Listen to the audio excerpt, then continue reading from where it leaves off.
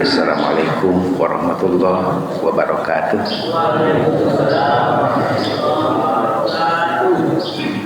Hamdan wa syukran lillah, salatu wassalaman ala rasulillah Sayyidina Muhammad ibn Abdullah wa ala alihi wa ashabihi wa mawalah. Asyhadu an la ilaha illallah wahdahu la syarikalah wa asyhadu anna sayyidana Muhammadan abduhu wa rasuluhu alladzi la nabiyya ba'dah. Ibadallah ittaqullah wa tuqatih wa la tamutunna illa wa antum muslimun. Qala ta'ala a'udzu billahi minasyaitonir rajim wa qala inni dzahibun ila rabbi sayahdin. Shadaqallahul azim.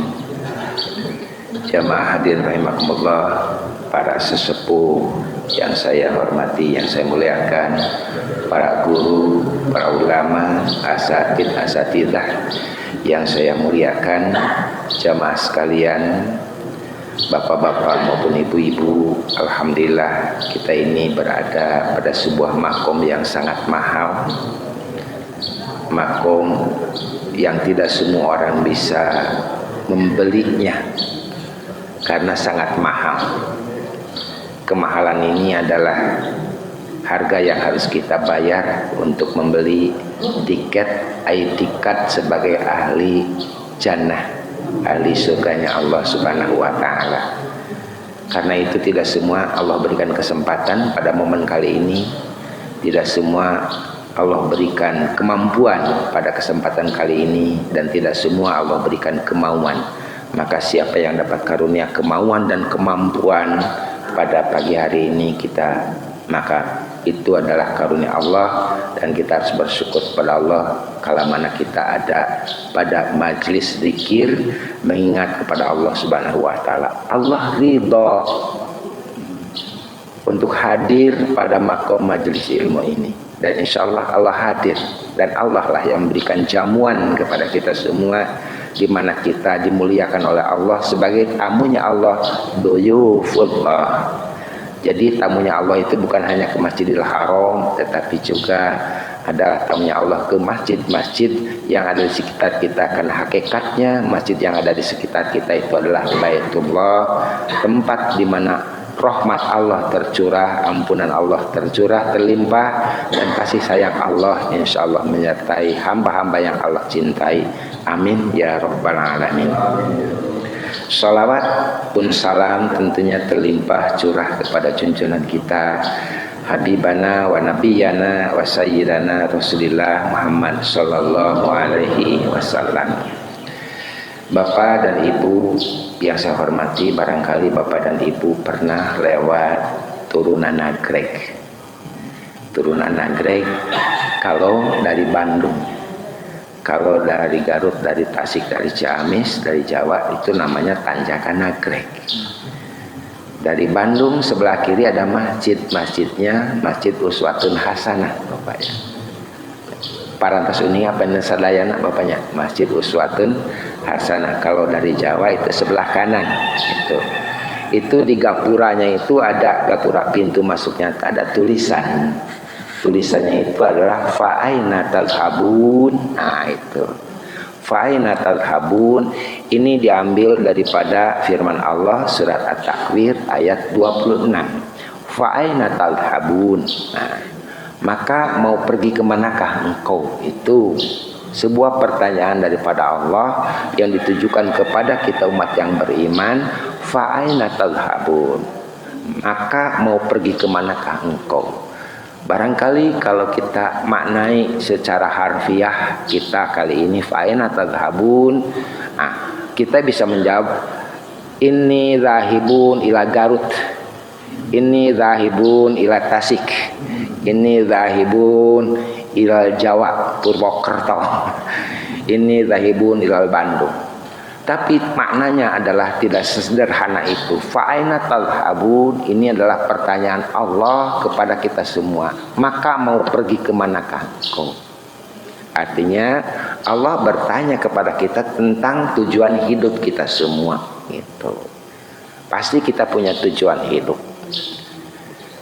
Setiap manusia yang melangkah pasti tujuan hidup. Setiap manusia yang punya tujuan tanda bahwa manusia itu hidup. Tapi manusia tidak punya tujuan, itu adalah manusia bangkai yang berjalan gitu.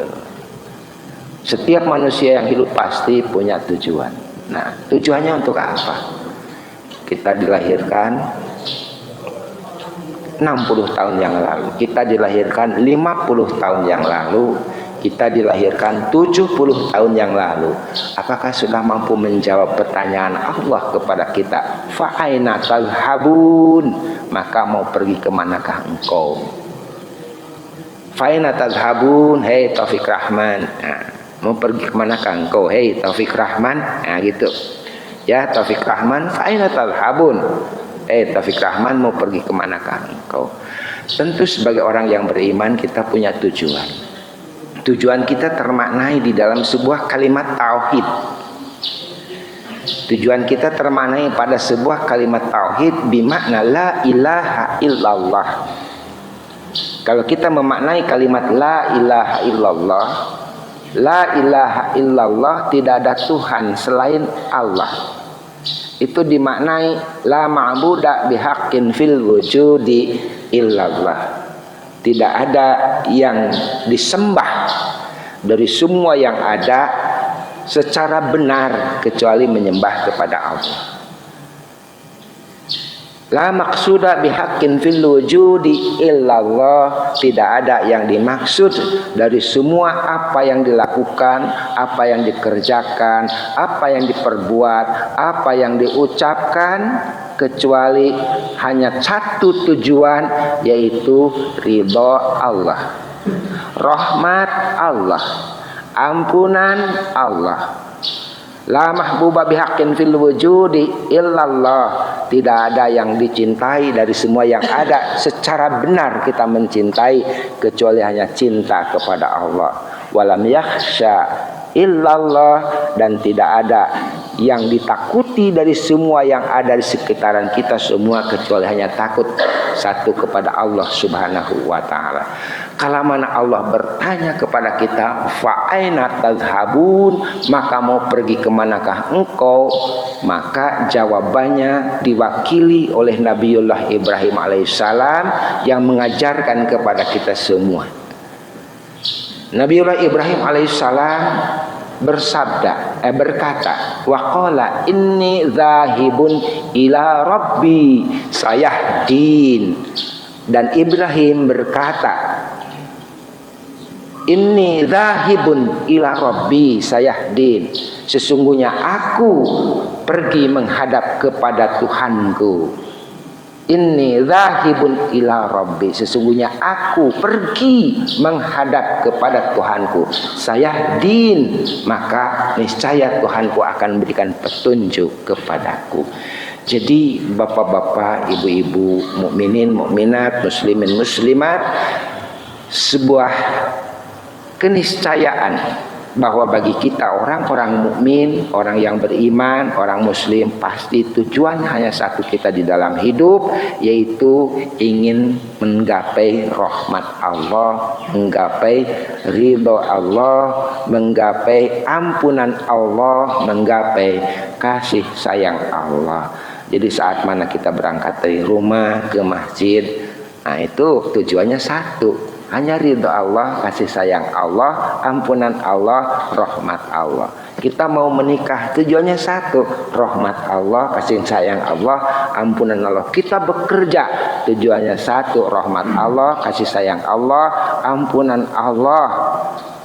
Mau pergi kemanapun bersilaturahmi, satu tujuannya, rahmat Allah, ampunan Allah, kasih sayang Allah. Inilah yang terkadang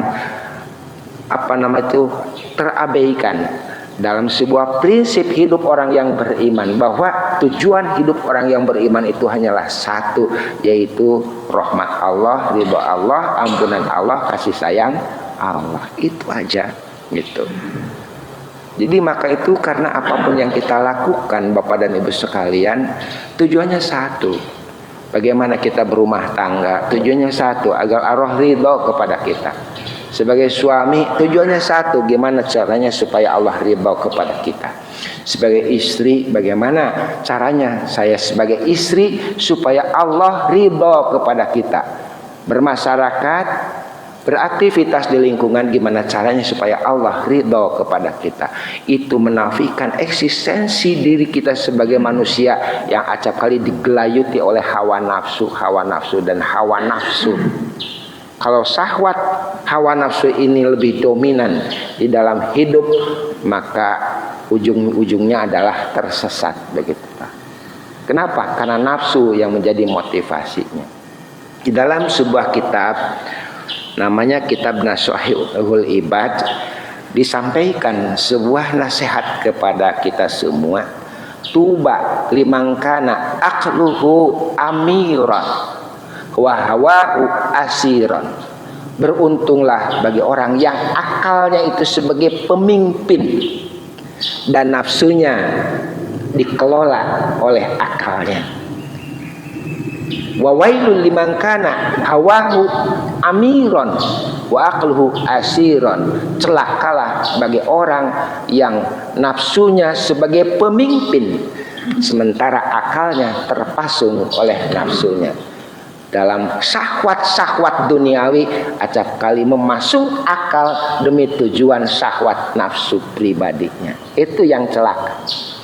Tapi bagi manusia yang berakal, bagaimana nafsu itu dikendalikan agar tujuan utama orang yang berakal itu sebagai orang yang beriman, gimana cara supaya kita menggapai ridho Allah. Dalam masyarakat yang terpasung oleh akalnya, terpasung oleh hawa nafsu, bingung sekali. Kemarin ngomong begini, sekarang ngomong begini, begitu. Kadang-kadang juga karena nafsunya yang lebih dominan, sholat pun dipermainkan, doa pun dipermainkan demi tujuan syahwat nafsunya, nafsu politik ataupun apa namanya. Itu banyak sekali. Kenapa? Karena nafsu lebih dominan sementara akal dan iman terpasung oleh nafsunya. Jadi Tuhannya itu adalah nafsunya.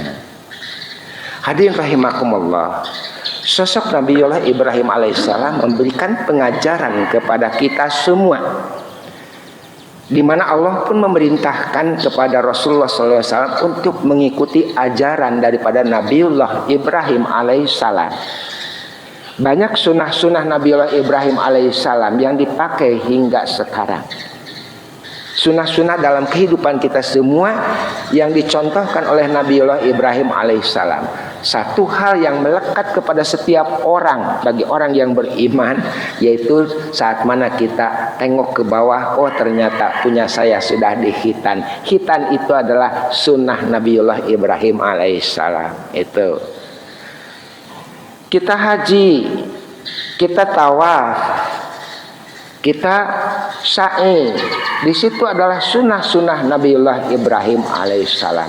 Maka itu pada momen kali ini Nabiullah Ibrahim alaihissalam mengajarkan kepada kita semua bahwa tujuan hidup kita sebagai orang yang beriman hanyalah satu, yaitu ridho daripada Allah Subhanahu wa taala. Inni zahibun ila rabbi sayahdin. Sesungguhnya aku pergi menghadap kepada Tuhanku dan Dia akan memberikan petunjuk kepadaku. Jadi siapapun bapak-bapak dan ibu-ibu yang motivasi hidupnya hanyalah Allah, hanyalah Tuhan Allah, hanyalah ridho Allah, hanyalah rahmat Allah, niscaya Allah akan memberikan petunjuk kepada siapapun yang punya niatan itu semua. Siapa yang Allah berikan petunjuk, maka insya Allah manusia itu tidak akan bingung. Manusia acap kali menghadapi segala sesuatu itu merasa lemah, tapi kita tidak perlu merasa takut dan khawatir dengan lemahnya kita, karena kita bersandar kepada Zat yang Maha Kuat, yaitu Allah Subhanahu wa taala. Kita ini bodoh, tapi kita tidak harus bingung dengan kebodohan kita, karena kita bersandar kepada Zat yang memiliki ilmu. Maka Zat yang memberikan ilmu itulah yang akan memberikan petunjuk kepada kita semua.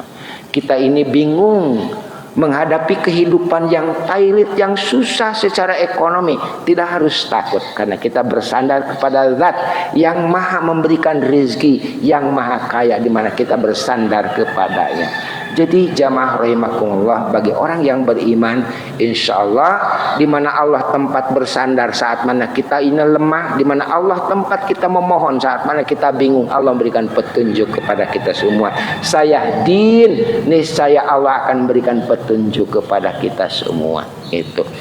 Itu adalah sunatullah, itu adalah hukumullah. Cuma terkadang kita itu saat mana kita bingung, terjebak pada kebingungan sendiri, Allah terabaikan, maka kebingungan kita semakin membuat kita terpuruk di dalam kehidupan ini. Jamaah rahimakumullah, siapakah Nabiullah Ibrahim alaihissalam? 4,5 ribu tahun yang lalu sosok Nabiullah Ibrahim alaihissalam itu dilahirkan di sebuah negeri yang namanya Babel. Babel itu adalah Babylon sekarang ini. Babylon itu diapit oleh dua sungai, Sungai Efrat dan Sungai Tigris yang ada di daerah sekitaran Irak sekarang ini. Daerahnya sangat subur sekali. Penguasa pada waktu itu adalah Raja Namrud. Raja Namrud adalah tokoh mistis, tokoh yang menyandarkan kepercayaan Tuhannya itu kepada sesuatu yang dia imajinasikan. Itulah yang disembah. Saat mana memiliki sebuah imajinasi tentang sebuah halusinasi tentang ketuhanan, maka dia personifikasikan ketuhanan itu pada sebuah wujud. Wujud itu bisa dibuat daripada batu, bisa dibuat daripada kayu, bisa dibuat daripada tanah liat. Itulah wujud personifikasi daripada sebuah halusinasi ketuhanan daripada mereka disembah seperti itu. Itu yang disebut dengan patekong ya, patekong yang acap kali orang menyebutnya patung seperti itu. Nah, Nabiullah Ibrahim dilahirkan, diturunkan oleh Allah Subhanahu wa taala pada sebuah negeri yang menyembah kepada hal-hal seperti itu. Masyarakat lainnya juga banyak yang menyandarkan tentang kebutuhan keilahiannya itu kepada makhluk-makhluk yang lain seperti bintang yang disebut dengan nujum gitu kan.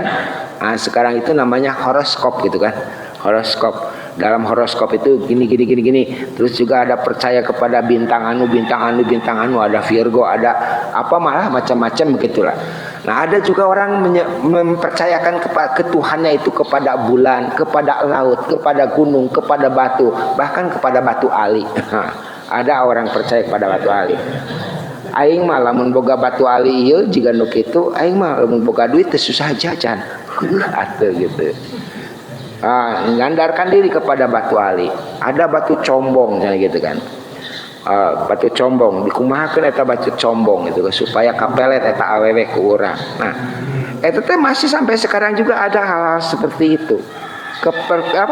Percaya boleh, tapi yang bahaya adalah mempercayakan. Nah ini, mempercayakan. Percaya kepada yang gaib tidak masalah, tetapi mempercayakan kepada yang gaib itu yang jadi masalah. Menggantungkan kepada yang gaib itulah yang salah, selain kepada Allah Subhanahu wa taala.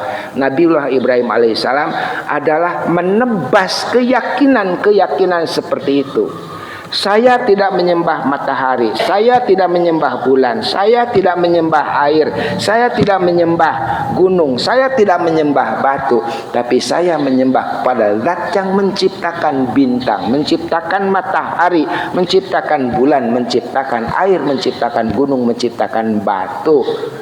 Wajjahtu wajhiya lilladzi fataras samawati wal ard hanifan muslima wa ma ana minal musyrikin. Itu adalah ungkapan sikap daripada seorang Nabiullah Ibrahim alaihissalam, menghadapkan diri bukan kepada makhluk, tapi menghadapkan diri kepada Zat pencipta makhluk. Pencipta makhluk yang ada di langit dan pencipta makhluk yang ada di bumi. Itulah dimana aku menghadapkan wajah tu wajhiya lilladzi fataras samawati wal ard. Itulah sikap kebulatan tekad sebagai manusia yang bertauhid kepada Allah. Tidak menyembah matahari, tidak menyembah bintang, tapi menyembah kepada pencipta matahari, tapi menyembah kepada pencipta bintang, tapi menyembah kepada pencipta bulan, pencipta gunung, pencipta batu dan lain sebagainya. Di mana masyarakat pada waktu itu masih menjadi sebuah tradisi yang turun-temurun menyembah kepada hal-hal seperti itu. Itulah Nabiullah Ibrahim alaihissalam. Nabiullah Ibrahim alaihissalam adalah Khalilullah. Nabiullah Ibrahim alaihissalam adalah nabi di mana seluruh keturunannya itu adalah seluruh rasul dan nabi-nabi yang termaktub dalam Al-Quran. Tidak ada nabi dan rasul yang Allah utus selain daripada keturunan Nabiullah Ibrahim alaihissalam. Melalui Nabiullah Ibrahim alaihissalam kepada putranya Ishak turun Yakub putranya, turun 12 anak daripada Nabi Yakub, terus itu Bani Israel. Rasul-rasul itu diutus pada ke situ. Dan melalui Nabiullah Ismail alaihissalam ada turun rasul adalah nabi akhir zaman, yaitu Rasulullah Muhammad sallallahu alaihi wasallam. Jadi kalau Bani Israel itu keturunan Yakub yang disebut dengan Israel. Israel itu adalah sebutan untuk Nabi Yakub. Nabi Yakub itu adalah punya 12 anak. 10 dari istri yang pertama, 2 dari istri yang kedua. Dari istri yang kedua itu adalah Yusuf dan Bunyamin. 12 keturunan itulah yang disebut dengan Bani Israel, yang dibawa oleh hijrah oleh Nabi Yakub alaihissalam ke Mesir dari negeri Palestina. Beranak pinak selama 500 tahun di Mesir, maka pindah mereka dibawa oleh Nabi Musa setelah kurang lebih 500 tahun. Jumlahnya sekitar 400.000 Bani Israel yang dibawa oleh Nabi Musa alaihissalam menyeberang sungai, menyeberang lautan merah dengan mukjizat Nabi Musa alaihissalam. Itulah rasul-rasul banyak diturunkan dari situ, dari keluarga besar Bani Israel. Adapun dari Bani Ismail adalah satu rasul, yaitu Rasulullah Muhammad sallallahu alaihi wasallam. Hadirin rahimakumullah, tidak semua bisa saya sampaikan pada kesempatan sekarang ini. Kisah berkaitan dengan petikan-petikan daripada sisi-sisi, sebagian sisi-sisi perjalanan Nabiullah Ibrahim alaihissalam bersama dengan keluarganya. Sudah semua mafhum, sudah semua faham bahwa Nabiullah Ibrahim alaihissalam itu sampai usia 80 tahun belum Allah karuniakan putra. Beliau senantiasa berdoa kepada Allah Subhanahu wa taala, Rabbi habli minas sholihin. Tuhanku, berikanlah kepadaku keturunan daripada keturunan yang soleh, termasuk orang-orang yang soleh. Sampai usia 80 tahun, Sarah istri pertamanya merasa kasihan kepada Ibrahim, merasa bahwa dirinya itu mandul, tidak mampu memberikan anak kepada Nabiullah Ibrahim alaihissalam. Lantas beliau memberikan pembantunya hadiah daripada Raja Mesir kepada beliau yang bernama Hajar, dihadiahkan kepada Ibrahim alaihissalam. Maka melalui Hajarlah di mana Hajar hamil.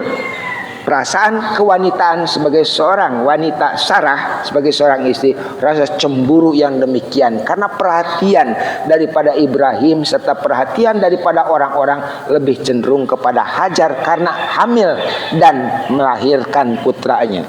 Sementara beliau tidak punya anak. Rasa cemburu yang menggelegak sehingga minta kepada Nabiullah Ibrahim alaihissalam untuk dijauhkan Hajar daripada dirinya. Maka dengan petunjuk daripada Allah Subhanahu wa taala, Nabiullah Ibrahim alaihissalam diperintahkan oleh Allah Subhanahu wa taala untuk membawa keluarganya yaitu Hajar dan Ismail ke sebuah tempat yang belum diketahui sebelumnya oleh beliau. Di mana tempat itu? Hanya bimbingan wahyu daripada Allah Subhanahu wa taala lah yang mengantarkan mereka. Jarak antara Mekah, sampailah beliau kepada sebuah lembah. Lembah itu disebut dengan Bakah. Cikal bakal negeri Mekah sekarang ini. Jauh dari Palestina, Baitul Maqdis ke Makkah itu kurang lebih 1340 kilometer perjalanan yang ditempuh kalau pakai kuda atau unta kurang lebih 1 bulan perjalanan. Bisa dibayangkan dengan unta perjalanan yang jaraknya 1300 sekian gitu kan, ditempuh kurang lebih 1 bulan. Kesitulah beliau Hajar dan Ismail dibawa. Ismail pada waktu itu masih dalam kondisi menyusu. Yang dibawa oleh Ibrahim beserta keluarganya bertiga itu hanyalah sekantong kurma dan 1 kantong gerabah yang berisi air. Itulah bekal kepada yang dibawa oleh mereka. Sampai di sebuah tempat atas dasar petunjuk Allah Subhanahu wa taala. Beberapa hari tinggal di situ, lantas Ibrahim alaihissalam meninggalkan Hajar dan putranya Ismail alaihissalam. Lantas wajar sebagai seorang istri bertanya kepada Nabi Ibrahim alaihissalam sambil memegang jubah Ibrahim. Istrinya Hajar bertanya kepada Ibrahim alaihissalam, "Faina tadhabun? Mau pergi kemanakah engkau?" "Ya Ibrahim, aina tadhabun?" "Wahai Ibrahim, mau pergi kemanakah engkau?" Pertanyaan Hajar kepada Ibrahim alaihissalam, Ibrahim tidak mampu untuk menjawabnya.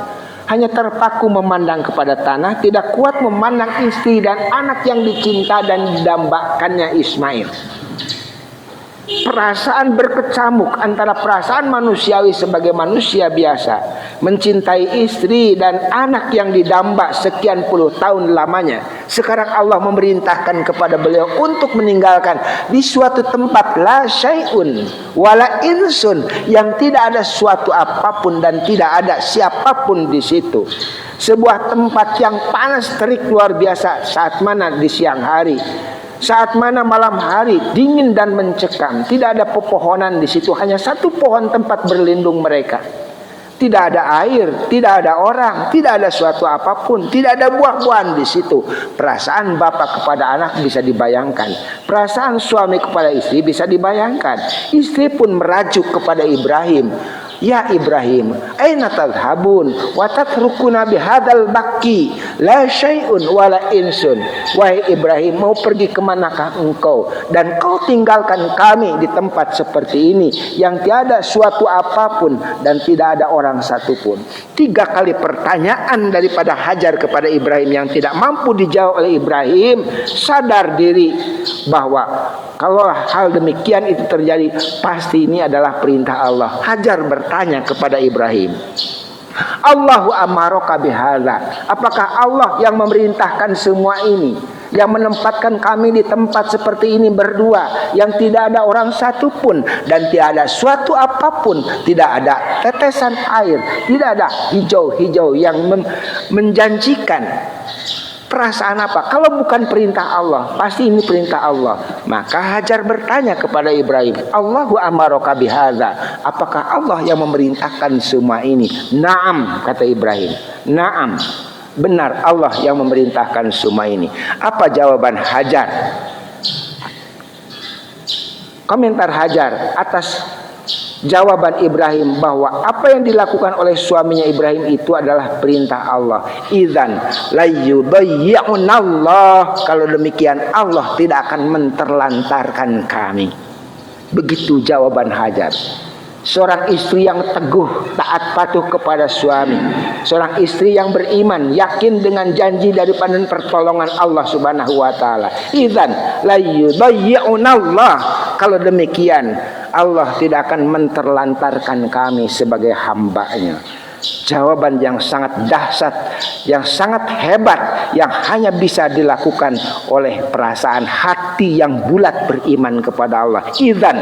Nah, kata idzan itu sebuah sikap lurus, tegak, komit terhadap keimanan. Idzan la yudayyi'unallah, kalau demikian Allah tidak akan menterlantarkan kami. Jadi bagi orang yang beriman, bapak-bapak jangan takut dalam melangkah, jangan takut dalam berbuat, jangan takut dalam bekerja. Kalau semata-mata itu dilakukan karena Allah, idzan la yudayyi'unallah, kalau demikian Allah tidak akan menterlantarkan kami. Itu keyakinan itu perlu menjadi sebuah motivasi dasar pada setiap jiwa, pada setiap sikap manusia orang yang beriman. Itulah jawaban daripada Siti Hajar. Lantas Ibrahim pergi tanpa menoleh kepada istri dan anaknya yang masih menyusui, tanpa menoleh kepada bayi Ismail yang sedang nangis karena kehausan. Tidak kuat perasaan, tapi ini perintah Allah harus meninggalkan mereka. Lantas sampailah mereka kepada sebuah tempat yang disebut dengan Bukit Sania, di mana tidak nampak lagi keluarganya, istri dan anaknya. Di sebuah belokan sambil menghadap Ka'bah, apa yang disampaikan oleh Ibrahim alaihissalam dalam surat Ibrahim ayat 37. Rabbana inni askantu min dzurriyyati biwadin ghairi dzi zar'in inda baitikal muharram. Rabbana liyuqimus sholata faj'al af'idatan minan nas tahwi ilaihim warzuqhum minas samarati la'allahum yashkurun. Rabbana, Tuhan kami, inni askantu min dzurriyyati, sesungguhnya aku meninggalkan sebagian daripada keluargaku biwadin ghairi dzi zar'in, di sebuah lembah yang tidak ada sesuatu apapun, tidak ada orang satupun, tidak ada tumbuh-tumbuhan apapun, inda baitikal muharram, di sisi masjidmu, di sisi rumahmu al muharram yang dimuliakan. Rabbana liyuqimus sholata, ya Tuhan kami, hal demikian aku lakukan agar mereka mendirikan sholat.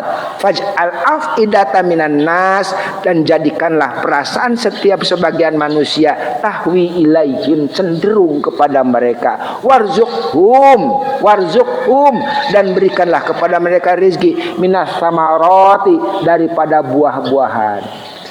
La'allahum yashkurun, agar mereka itu termasuk orang-orang yang bersyukur kepada Allah Subhanahu wa ta'ala. Ini doa yang sangat dahsyat daripada seorang bapak, seorang suami kepada istrinya, seorang bapak kepada anaknya, seorang kepala keluarga kepada anggota keluarganya. Penting ini bapak-bapak. Apa pelajaran yang bisa kita ambil daripada kisah tersebut? Bahwa saat mana kita ingin mendapatkan anak yang soleh, keluarga yang soleh, bapak-bapak, Ibrahim mengajarkan kepada kita menempatkan keluarga itu pada tempat ibadah, dekat dengan tempat ibadah, inda baitikal muharram, padahal di situ tidak ada orang satupun, padahal di situ tidak ada suatu apapun, tidak ada motif ekonomi di dalamnya, tidak ada motif bisnis di dalamnya, tidak ada motif kepentingan kekayaan di dalamnya, hanya satu, liyuqimus shalah, agar mereka mendirikan salat. Biarlah dengan salat mereka rezeki datang kepada mereka. Biarlah dengan salat mereka orang hatinya cenderung kepada mereka. Nah, berbeda kalau kita mencari lokasi, itu adalah lokasi yang strategis secara ekonomi gitu. Jabatan yang strategis secara kepentingan, secara bisnis dan lain sebagainya. Tapi tidak bagi Ibrahim, karena tujuannya satu. Apa? Rabbi habli minas sholihin, ya Tuhanku, berikanlah kepadaku anak keturunan daripada golongan orang-orang yang soleh. Kalau tujuannya untuk mendapatkan keturunan yang soleh, yaitu tadi, tempatkan mereka di tempat ibadah kepada Allah, inda baitikal muharram, di situ sekitaran rumahmu al muharram yang dimuliakan, yaitu Baitullah. Begitu. Itu adalah sebuah pembelajaran kepada kita semua. Sering bapak-bapak ada orang teh, mudah-mudahan putra cing soleh, tapi jauh ke masjid gitu. Hoyong gaduh budak anu soleh, tapi tara di sana ke masjid. Bade kumaha tuh, murang kali resep kana salat gitu. Mudah-mudahan soleh, tapi tara diajak kana pangaosan. Mudah-mudahan jadi istri yang soleha, tapi tidak diajarkan bagaimana dia itu akrab dengan masjid, jauh dari masjid. Penting bagi anak-anak itu hidup di bawah bayang-bayang menara masjid. Minimal itu mendengar, minimal ada azan terpanggil. Kalau salah ada yang menegur, kalau lupa ada yang mengingatkan. Itulah di masjid. Berbeda kalau di luaran. Kalau di luaran orang salah bodoh banget, bodoh amat. Kalau kita hilaf, emang gua pikirin. Kan tidak demikian kalau di masjid. Kalau salah ada yang mengingatkan, kalau lupa ada yang mengingatkan, kalau salah ada yang menegur. Itu indahnya di masjid. Maka beruntunglah kalau orang hidup di bawah bayang-bayang daripada menara masjid. Istilah kampung saya adalah anak kolong bedug, karena hidup sapopoena di kolong bedug. Ulina oge didinya di kolong bedug. Kadang-kadang kasarean di kolong bedug, tak gitu. Tapi gak apa-apa. Saat mana bedug ditabuh, tanda waktu sholat tiba, maka kita pergi ke masjid untuk melakukan ibadah sholat. Tapi kan lain ayeuna mah. Sibuk datang ke mandang-adang ge sibuk we kan HP gitu kan, Pak. Tapi hoyong gaduh budak anu soleh, tapi jauh di masjid. Kan gitu kadang-kadang yang orang teh, Pak. Tapi tidak demikian dengan Nabi Ibrahim alaihissalam, mengajarkan kepada kita saat mana kita menginginkan anak yang soleh, keluarga yang soleh, maka tempatkanlah keluarga di masjid, dekat dengan masjid. Agar apa? Mereka mendirikan sholat. Tapi lain orang makan motivasi memilih tanah, motivasi memilih tempat, motivasi memilih tempat tinggal adalah indah dari sisi pandangan syahwat, indah dari sisi pandangan kebutuhan syahwat duniawi. Hijau daunnya, mengalir airnya, sejuk udaranya, dekat ke tempat usaha, mudah cari rezeki. Itu motivasinya. Tapi kalau orang-orang yang motivasinya satu, ila rabbi, kecuali kepada Tuhanku, wa qala inni zahibun ila rabbi sayahdin, dan berkatalah Ibrahim, sesungguhnya aku pergi menuju kepada Tuhanku. Saat mana menuju kepada Tuhanku, maka keluarga pun diajak untuk menuju kepada Tuhanku. Bagaimana cara mengajak kepada keluarga untuk menuju kepada Tuhanku? Tempatkanlah di mana mereka itu tinggal bersama dengan orang-orang yang senantiasa dekat dengan Tuhan Allah Subhanahu wa taala. Inilah pelajaran Nabiullah Ibrahim alaihissalam kepada kita semua tentang bagaimana cara kita menempatkan secara sosiologis, secara geografis anak keluarga di sebuah tempat yang lebih dekat kepada Allah Subhanahu wa taala. Dalam hal ini adalah masjid. Hal yang menarik lainnya, Bapak dan Ibu sekalian, saat mana Ibrahim telah pergi, Hajar bingung, air persediaan sudah habis, air susu sudah mengering, kurma sudah tidak ada lagi tersisa. Bayi Ismail menjerit-jerit nangis karena lapar dan haus. Perasaan seorang ibu tidak tahan dan kuat. Untuk apa? Menghadapi kenyataan suami telah pergi. Kepada siapa saya minta tolong? Kepada siapa saya minta bantu? Tapi yakin Allah tidak akan menterlantarkan hambanya. Tapi walau demikian sebagai manusia biasa, wajar kalau mencari orang untuk bisa dimintakan bantuan. Pergi beliau ke Sofa, mencari orang sekitar, tidak ada satupun. Pergi beliau ke Samarwa, mencari orang sekitar, juga tidak ada satupun. Jarak antara Sofa dan Marwah itu adalah kurang lebih 400 meter. 7 kali bolak-balik antara Sofa dan Marwah sehingga terdengar suara diam. Nah, untuk menenangkan kepada beliau. Seketika juga Ismail, bayi yang masih merah itu, tidak terdengar lagi tangisnya. Timbul rasa curiga, jangan-jangan anakku meninggal karena kehausan, anakku dipatuk ular berbisa. Maka segera dia tengok ke tempat di mana Ismail ditaruh di situ. Maka betapa terkejutnya, ternyata di situ malaikat Jibril menunjukkan diri, mengais-ngais batu yang tertendang oleh kaki mungil Ismail. Terpancarlah air, memancar air yang bening, air yang mengalir, memancar dari dalam tanah. Betapa bahagianya Hajar pada waktu itu. Lantas air tersebut dikurung oleh batu-batu dan berkata, Zama. Makna pada waktu itu adalah kumpul. Berceceran kemana, karep gitu, kemana-mana. Kumpul. Itulah awal cikal bakal daripada sumber Zam-Zam. Ini memberikan pelajaran kepada kita yang sangat dahsyat sekali dalam motivasi hidup. Yakin dengan pertolongan Allah, tetapi tidak mengabaikan usaha dan kerja keras. Usaha dan kerja keras adalah langkah manusiawi yang harus dilakukan oleh setiap orang. Allah berikan karunia kepada kita sehat. Allah berikan kepada kita karunia akal, pikiran, eksplor akal dan pikiran sekuat tenaga untuk mencari karunia Allah. Begitulah Hajar mengajarkan, pergi ke sofa, pergi ke marwah, usaha manusiawi, wajar toh dilakukan, tapi yakin dengan pertolongan Allah. Tapi rahmat Allah bukan di sofa, rahmat Allah bukan di marwah, tapi rahmat Allah ada di seputaran sofa dan marwah. Begitupun dalam mencari karunia Allah, boleh kita kejar di lokasi A, boleh kita kejar di lokasi B, tapi rezeki Allah bukan pasti ada di lokasi A atau lokasi B. Tapi kadang-kadang rezeki daripada Allah datang di sekitaran lokasi A maupun lokasi B. Adapun lokasi A dan lokasi B untuk memberikan petunjuk kepada kita semua di mana kita harus bergerak, melangkah, berbuat, bekerja sepenuh hati, sekuat tenaga, sebaik mungkin kita bekerja. Nah, pertolongan Allah tidak mesti dari apa yang kita kerjakan. Ternyata pertolongan Allah datang dari apa yang tidak harus kita kerjakan. Itulah indahnya bagaimana Allah memberikan pelajaran kepada kita sebagai orang-orang yang beriman.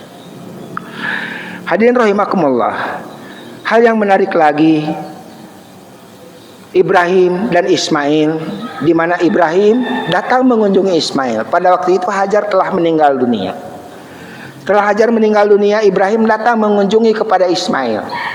Ismail remaja, diajak oleh Nabiullah Ibrahim alaihissalam atas dasar perintah Allah Subhanahu wa taala untuk membina Ka'bah. Membina itu artinya membangun Ka'bah, di mana Allah memberikan perintah kepada Ibrahim. Pada waktu itu bangunan Ka'bah sudah rata dengan tanah. Tidak nampak lagi di situ adalah Ka'bah. Tapi Allah mengatakan bahwa di situ adalah Baitullah. Maka Ibrahim bersama dengan Ismail membangun Ka'bah, diperintahkan oleh Allah Subhanahu wa taala. Maka dibangunlah Ka'bah dengan ukuran sesuai dengan petunjuk Allah Subhanahu wa taala, bangunan yang sangat sederhana sekali, yang disusun daripada batu-batu yang ada di sekitaran mereka. Ada tempat di mana esteger tuh tempat itu ya, esteger tuh ya, tempat kita memanjat apa ya, di mana Ismail menyerahkan batu kepada Ibrahim, Ibrahim menempatkan itu batu itu sampai sekarang masih ada, batu itu masih sampai sekarang masih ada, dan Allah jadikan batu itu sebagai apa? Sebagai sebuah peringatan kepada kita semua bahwa yang membangun itu adalah Ibrahim beserta putranya Ismail. Maka batu itu sampai sekarang masih ada. Batu itu ditempatkan pada sebuah tempat segi 6 itu seperti kurung manuk gitu Pak ya. Itu disebut dengan makom Ibrahim. Ada batu di situ, dua telapak kaki di situ.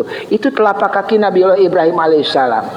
Di sebelah kanan ada bangunan yang tidak sempat dibina lagi, bangunan yang dibuat oleh Ibrahim. Sebelah utara daripada Ka'bah, setengah lingkaran, itu disebut dengan Hijir Ismail. Itu adalah kenang-kenangan daripada Nabiullah Ibrahim alaihissalam beserta dengan Ismail.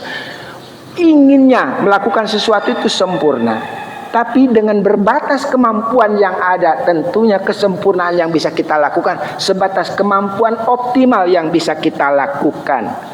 Maka apa yang kita panjatkan, apa yang diajarkan oleh Ibrahim pada waktu itu, Rabbana taqabbal minna innaka antas samiul alim. Tuhan kami, terimalah apa yang kami telah perbuat untukmu. Rabbana taqabbal minna, Tuhan kami, terimalah amal kami ini. Innaka antas samiul alim, sesungguhnya engkau maha mendengar lagi maha mengetahui. Ini adalah pengajaran kepada kita semua. Ada nggak sholat yang sempurna di antara kita semua? Ada nggak ibadah yang sempurna di antara kita semua? Barangkali bacaan kita pun banyak salahnya. Barangkali sholat kita pun banyak tidak khusyuknya, pikiran kemana-mana, gitu. Barangkali, tetapi kita tidak harus putus asa. Biarlah Allah yang menilai. Kita panjatkan kepada Allah, Rabbana taqabbal minna innaka antas samiul alim. Tuhan kami, terimalah amal kami, walaupun mungkin sederhana ini amal kami. Innaka antas samiul alim, sesungguhnya engkau maha mengetahui, lagi maha mendengar, lagi maha mengetahui. Jadi keterbatasan kemampuan kita dalam ibadah, jauh daripada kehusuan, jauh daripada kesempurnaan ibadah, maka jangan kecil hati bagi kita semua, karena Allah maha mengetahui dan maha memaklumi kita sampaikan kepada Allah, Rabbana taqabbal minna innaka antas samiul alim. Salat yang kita tidak sempurna, biarlah ketidaksempurnaan ini Allah yang menyempurnakan dengan kesadaran diri, keterbatasan yang ada pada diri kita semua. Ini pengajaran yang sangat berharga kepada kita semua. Masih ada waktu sebentar lagi. Nah, Bapak dan Ibu yang saya hormati, ada pembelajaran yang berharga sekali. Hajar telah meninggal dunia. Ismail remaja yang santun, remaja yang halim, remaja yang sabar, remaja yang tampan, remaja yang banyak dikagumi. Maka nikahlah Ismail dengan seorang wanita daripada suku Zurhum. Pada waktu itu Ibrahim alaihissalam datang mengunjungi Ismail putranya. Saat mana beliau mengucapkan salam, yang menemui adalah istri Ismail. Lantas Ibrahim bertanya, bagaimana kehidupanmu? Tanya kepada istrinya. Ismail pada waktu itu sedang pergi keluar. Hidupku sangat susah, wahai orang tua. Hidupku sangat susah, kurang daging, kurang air. Oh begitu. Sampaikanlah salamku kepada Ibrahim, kepada Ismail. Sampaikanlah pesanku kepada Ismail, gantilah palang pintu rumahnya. Gitu. Maka saat mana Ismail pulang ke rumah, Ibrahim sudah tidak ada. Ismail bertanya kepada istrinya, adakah orang tamu datang ke sini? Ada seorang tua, wajahnya begini dan begini dan begini. Begitu. Apa yang beliau sampaikan? Beliau bertanya tentang kehidupanku. Apa yang kamu jawab? Kehidupanku sangat sulit sekali secara ekonomi. Dan lantas apa pesan daripada tamu tersebut? Dia adalah bapakku. Oh bapakmu. Apa pesan dia? Agar mengganti tulang pintu rumahku, gitunya. Apa maksudnya? Agar menceraikan dirimu. Maka diceraikanlah istrimu. Maka diceraikanlah istri tersebut. Kali waktu datang lagi, Ibrahim mengunjungi kepada Ismail. Ismail sudah menikah lagi dengan wanita yang lain. Ditanyakan bagaimana kondisi kehidupan rumah tanggamu. Alhamdulillah berkah daripada Allah, rezeki ada saja mengalir kepada kami semua. Bagaimana kehidupanmu? Alhamdulillah dilindungi oleh rahmat Allah Subhanahu wa taala.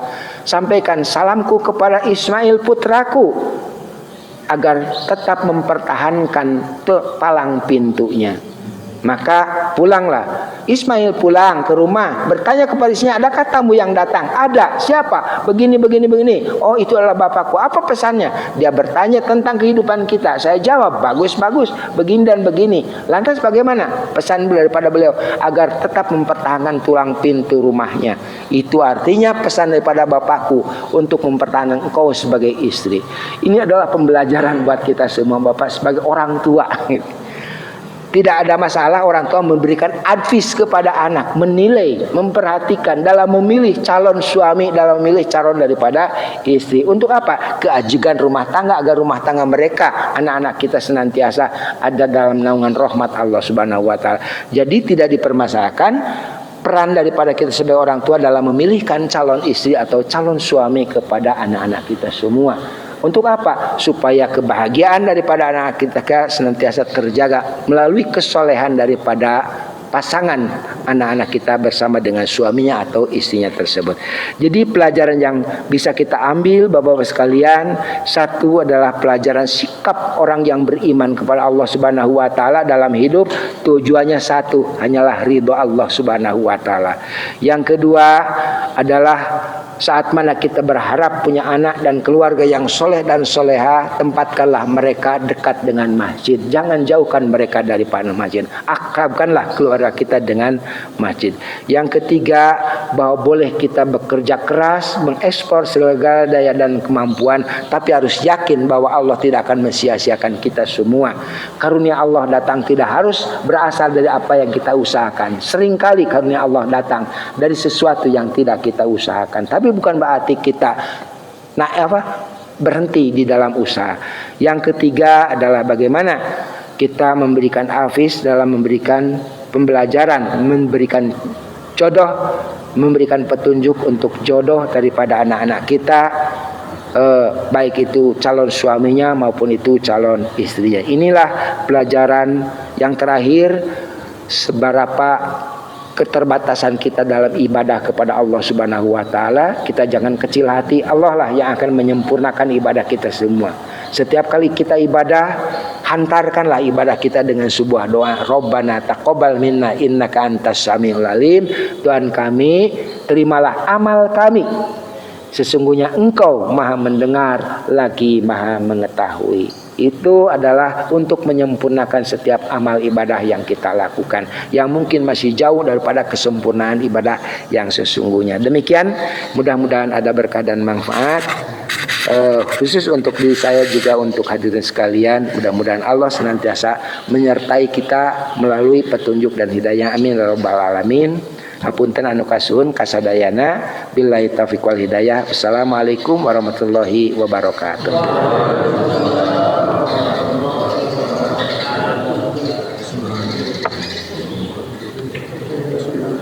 Pak Ji.